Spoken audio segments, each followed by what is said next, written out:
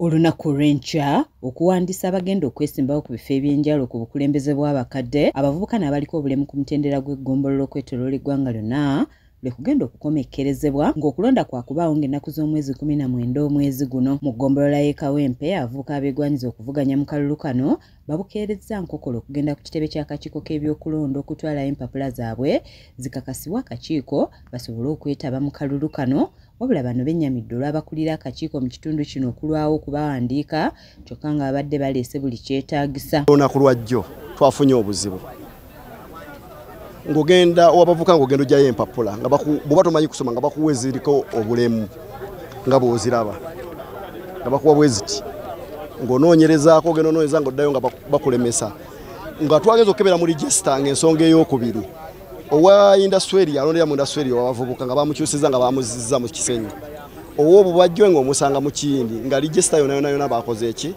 bagikyusiza bwe buzibu bwe tulina. Era mu nkalala z'olukale ezasooka okujja nga mwendi muzaabavubuka nga mwendi lwe nasooka okujja ofuna foomu ne batukebera nga mwetuli twakomyewo okuwandiisa nga tetukyalimu olw'okuba baatubuuza ekibiina kye twali tugiddemu ffenna abakakungulu abasinga abantu 7 tetuliimu mu nkalala.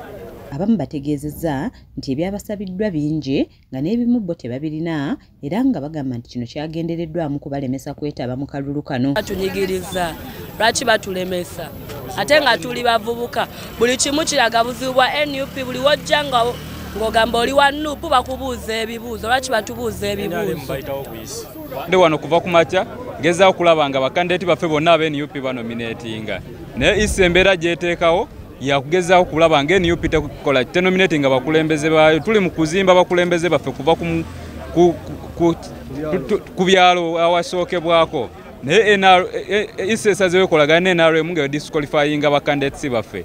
Wakati mu kavuvungano kano waliwo abategeeza nti ekisinze okubatabula kwe kukebera ku nkalala z'abalonzi nga ziraga nti bakyusizzeewo okulondera ng'ate abalala ziraga nti baafa nga n'abamu tebali ku nkalala. Neewandiisa nga ngenda kwesimba ku ky'abavubuka ngera nina ne munayi gwensekendinze naye byenkyukwe okungamba nti ne mu register sirimu nga balaga nti mu register nafa so kati bino tusibitegeera mwana abenyalemu bo tebabibasayo batusaba mwana tutubitegeera nti twajja wano ne tukebera ndagamuntu zaffe era nga we mugiraba nti ndagamuntu nkola ntya ntina mu kitabo ky'abalonzi eky'abavubuka nalimu naye mu kujja wano ssebo okwewandiisa nti ndi musajja wa NUP era ndi musajja wa Kyagulanyi abasajja ne batukwata mu ndagamuntu ne batusikamu era n'okututta baakola ki baatutta sobi. Akulira akakiiko k'ebyokulonda e Kawempe Rehema Nassuuna annyonnyodde bw'ati ku nsonga eno n'ategeeza nti Kawempe erina ebyalo 200 ng'ebifo ebivuganyizibwa 9 byokka eby'abavubuka